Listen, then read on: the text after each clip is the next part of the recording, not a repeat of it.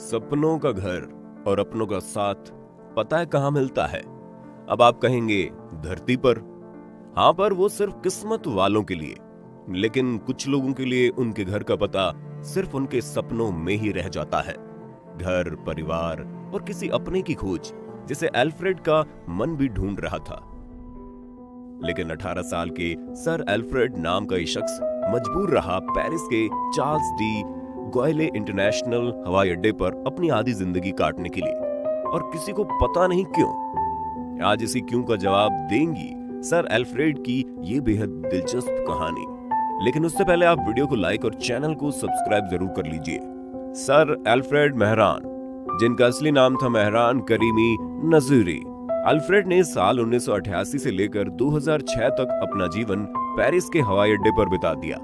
हालांकि 1988 से पहले भी एल्फ्रेड के जीवन में कुछ ठीक नहीं था। मेहरान करीमी नजीरी के नाम से ईरान में जन्मे एल्फ्रेड के पिता पेशे से एक डॉक्टर थे, जो एंग्लो ईरानियन ऑयल कंपनी के लिए काम करते थे। लेकिन जब कैंसर की वजह से 1972 में मेहरान के पिता का देहांत हुआ, तो उसकी माँ और 5 भाई बहनों ने उसे बताया कि वो एक नाजायज औलाद है। एंग्लो ईरानियन ऑयल कंपनी में काम कर रही एक स्कॉटिश नर्स के साथ उसके पिता के गैर कानूनी संबंधों की वजह से मेहरान का जन्म हुआ था। और क्योंकि उस समय में ईरान में एक्स्ट्रा मैरिटल अफेयर की सजा फांसी थी, तो मेहरान के खानदान ने इस बात को गुप्त ही रखा। लेकिन बाप के मरने के बाद परिवार ने मेहरान का साथ छोड़ दिया। मेहरान भी अपनी किस्मत का सिक्का आजमाने ब्रैडफोर्ड इंग्लैंड में इकोनॉमिक्स में पढ़ाई करने चला गया, और वहीं कई राजनीतिक प्रदर्शनों में भाग लेने लगा। कई सालों बाद जब मेहरान का घर वापस आना हुआ, तो ईरान की सीक्रेट पुलिस ने ईरानियन शाह के खिलाफ प्रदर्शन करने के जुर्म में उसे देश से निकाल दिया। जिसके बाद मेहरान ने यूरोप के कई देशों से नागरिकता पाने की अपील भी की। लेकिन बाद में कहीं जाकर मेहरान को यूनाइटेड नेशन कमिटी ने एक रिफ्यूजी करार दिया और इसे जिनेवा कन्वेंशन के अंतर्गत आने वाले देशों में ट्रैवल करने की आजादी दे दी। कई साल यूरोप में भटकने के बाद मेहरान ने स्कॉटलैंड जाकर अपनी जन्म देने वाली मां से मिलने का इरादा बनाया। कहा जाता है कि मेहरान ने पानी के रास्ते यानी सबमरीन के जरिए यूनाइटेड किंगडम पहुंचने का प्रयास किया। तभी मेहरान के जरूरी दस्तावेजों से भरा सूटकेस चोरी हो गया। गैर कानूनी तरीके से देश में घुसने की कोशिश करने पर रुकावट लगी, पर मेहरान ने फिर से कोशिश की, लेकिन इस बार चार्ल्स डी गॉयले इंटरनेशनल हवाई अड्डे से हवाई जहाज के जरिए, और यहीं आकर मेहरान का सफर रुक गया, क्योंकि मेहरान अपना पासपोर्ट और ना ही कोई अन्य पहचान पत्र इमिग्रेशन ऑफिसर्स को जमा करवा पाया। उसका कहना था कि उसके सभी दस्तावेज चोरी हो चुके हैं। अब चार्ल्स डी गॉयले इंटरनेशनल हवाई अड्डा ही उसका घर था, क्योंकि किसी भी देश में जाने के लिए उसके पास आईडी प्रूफ और कुछ जरूरी दस्तावेजों की जरूरत होती है, जो कि मेहरान यानी सर एल्फ्रेड के पास नहीं थे। लेकिन उसके हवाई अड्डे पर रहने से कोई कानून नहीं टूट रहा था, इसलिए उसे वहां रहने से कोई मना नहीं कर पाया। अपनी पहचान का सबूत न पेश कर पाने के कारण मेहरान ने चार्ल्स डी गॉयले इंटरनेशनल हवाई अड्डे के टर्मिनल 1 के प्री लॉन्च डिपार्चर पर ही रहकर अपनी किस्मत की लड़ाई लड़ने का फैसला किया। लाउंज में ही मेहरान ने एक लाल सोफा देखा और कुछ समय के लिए उसे अपना घर बनाकर वहीं रहने लगा। वहां दिन में यात्रियों की भीड़ लगने से पहले मेहरान शौच का सारा काम पूरा कर लेता था। पूरा दिन उड़ान घोषणाएं सुनता। मैकडॉनल्ड्स के वेटर्स, जो उसके दोस्त बन चुके थे, वो उसे खाना देते, और रात में अपनी नीली जैकेट को कंबल के जैसे ओढ़कर उसी लाल सोफे पर सो जाता। लेकिन जब कोई यात्री उसकी बात सुनता, तो वो उन्हें यही बताता कि उसे अपने देश ईरान ने उस देश से निकाल दिया है, और उसके घर वालों ने भी उसे छोड़ दिया है। वो बिल्कुल अकेला है। उसकी कहानी सुनकर कुछ लोग उसे पैसा दे देते, कुछ कपड़े और कुछ जरूरतमंद चीजें। कुछ बचे पैसे वो हवाई अड्डे के पोस्ट ऑफिस के जरिए अपने अकाउंट में डलवा देता था। ऐसा करते करते 1 साल निकल गया, जब मेहरान ने लंदन जाने के लिए हवाई टिकट खरीदने का इंतजाम कर लिया था। लेकिन फिर से उसे हेथरो हवाई अड्डे पर रोक लिया गया और वापस चार्ल्स डी गॉयले इंटरनेशनल हवाई अड्डे भेज दिया गया। हताश होकर मेहरान को अपने लाल सोफे पर ही लौटना पड़ा।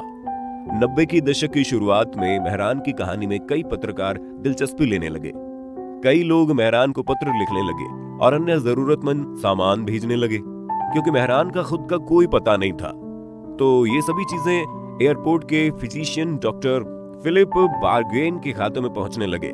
इस वजह से मेहरान के लिए डॉक्टर फिलिप एक अहम भूमिका निभाने लगे।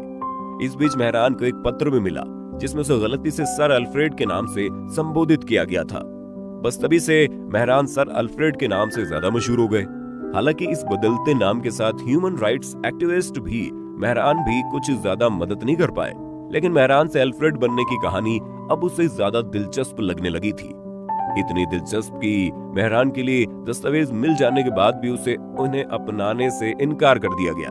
दरअसल उसी साल जुलाई के महीने में ह्यूमन राइट्स एक्टिविस्ट क्रिस्टियन बॉरगेट, जो पिछले 10 साल से अल्फ्रेड का केस देख रहे थे, उन्हें आखिरकार अल्फ्रेड के खोए दस्तावेज मिल गए। ये दस्तावेज अल्फ्रेड ने बेल्जियम अथॉरिटीज को लंदन जाने के समय पोस्ट के जरिए भेजे थे, लेकिन जब इसके बारे में अल्फ्रेड से पूछा गया तो उसने कहा ये एक गलती है, क्योंकि दस्तावेजों में उसका नाम मेहरान करीमी नसीरी लिखा है, पर उसका नाम तो सर अल्फ्रेड है और जन्म स्थान भी ईरान है, बल्कि वो तो यूनाइटेड किंगडम का रहने वाला है। 1988 का मेहरान अब बिल्कुल बदल चुका था।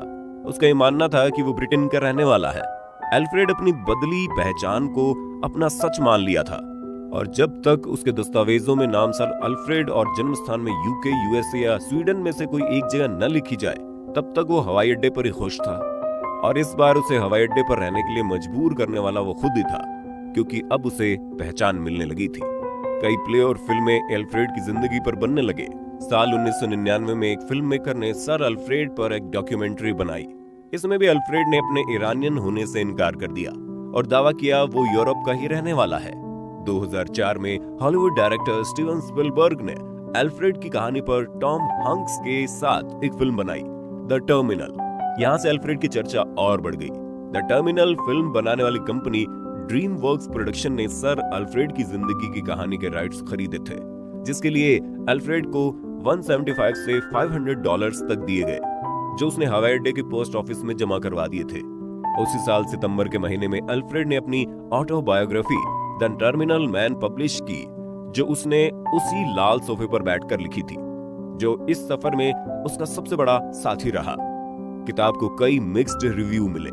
कई लोगों को अल्फ्रेड की ये किताब बहुत दिलचस्प तो कईयों को बेहद अजीब लगी। हालांकि इस किताब से अल्फ्रेड ने खूब पैसा कमाया, लेकिन एक दिन वो भी आया जब अल्फ्रेड का सच लोगों के सामने था, और इस सच को दुनिया के आगे लाने वाले शख्स का नाम था बग ज़िलर। बग ज़िलर एक डॉक्यूमेंट्री फिल्म मेकर जिन्होंने अल्फ्रेड पर एक इन्वेस्टिगेटिव डॉक्यूमेंट्री बनाई, जिसमें अल्फ्रेड के एक एक राज से पर्दा उठाया गया। बग ज़िलर ने अल्फ्रेड के परिवार को कांटेक्ट किया तो पता चला अल्फ्रेड के भाई बहनों ने उससे संपर्क करने की कोशिश की थी, पर अल्फ्रेड ने उन्हें पहचानने से इनकार कर दिया। इसके बाद बग ज़िलर का अल्फ्रेड से जुड़ा दूसरा खुलासा चौंकाने वाला था। दरअसल अल्फ्रेड के भाई बहनों ने बताया कि उनकी मां ने मेहरान से नाजायज होने की कोई भी बात नहीं कही थी, क्योंकि मेहरान उनका असली बेटा था। इन खुलासों के बाद अल्फ्रेड को लेकर सिर्फ एक ही सवाल उठता है कि अल्फ्रेड इतने सालों से चार्ल्स डी गॉले इंटरनेशनल हवाई अड्डे पर क्या कर रहा था और वहां से जाना क्यों नहीं चाहता था। 18 सालों से सर अल्फ्रेड उसी हवाई अड्डे की प्री डिपार्चर लॉन्च के टर्मिनल 1 पर, उसी लाल सोफे पर जिसके पीछे बनी बड़ी सी खिड़की और खिड़की से दिखने वाला बदलती दुनिया का दृश्य, बदलते फैशन ट्रेंड्स, टेक्नोलॉजिकल एडवांसमेंट्स और नई दशक का उगता सूरज, ये सब वो अपने लाल सोफे से ही समझने की कोशिश करता रहा। तकरीबन 40 साल के मेहरान, जो 1988 में चार्ल्स डी गॉले इंटरनेशनल हवाई अड्डे पर आया था, अब बदल चुका था, शरीर से भी और मानसिकता से भी। बाल सफेद होने लगे थे और चेहरे पर झुर्रियां झांकने लगी थी। अब अगर अल्फ्रेड हवाई अड्डा छोड़ भी दे तो उसका मतलब ये होगा कि वो ये बात मानता है कि वो मेहरान करीमी नसीरी है, जो ईरान का रहने वाला है, और इस पहचान को मानने से उसने कब का इनकार कर दिया था। लेकिन जुलाई 2006 में सर अल्फ्रेड को हेल्थ इमरजेंसी के चलते अस्पताल में भर्ती करवाया गया। सर अल्फ्रेड की मेडिकल इमरजेंसी की वजह तो साफ तौर पर पता नहीं चली, लेकिन एक बात तो साफ थी कि अस्पताल जाने के बाद सर अल्फ्रेड का चार्ल्स डी गॉले इंटरनेशनल हवाई अड्डे पर सफर खत्म हो चुका था। टर्मिनल 1 एक ऐसी जगह है जहां एक शख्स ने तकरीबन 2 दशक गुजारे और आज कोई उस शख्स का पता नहीं जानता। सर अल्फ्रेड अकेला नहीं है, ऐसी और भी कहानियां हैं जिनमें कई लोगों को एक लंबे अरसे तक हवाई अड्डों पर रहना पड़ा था। फर्क सिर्फ इतना है कि सर अल्फ्रेड अपने बंदी भी थे और बंधक भी थे। लेकिन एक बात तो है, मेहरान करीमी नसीरी ने सर अल्फ्रेड बनने की जंग पूरी शिद्दत से लड़ी। अब आपको मेहरान से सर अल्फ्रेड बनने तक की ये कहानी कैसे लगी, ये आप हमें कमेंट करके बताना।